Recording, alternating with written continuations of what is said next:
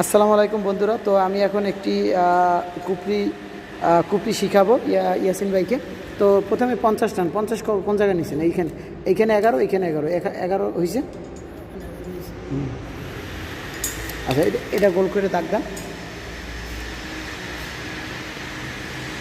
তো আপনারা অবশ্যই ভিডিওগুলো শেয়ার করবেন, কারণ আপনাদের জন্য ভিডিওগুলো বানাই, আপনাদেরকেও শিখাই।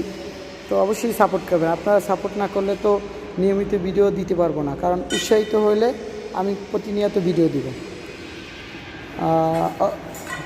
ওই মাথা ধরে।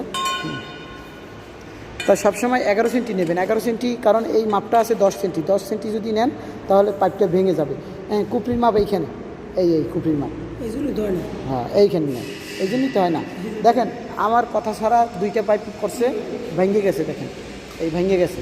ঠিক আছে, মাপ অ্যাকুরেট নিতে হবে, তাহলে হবে না।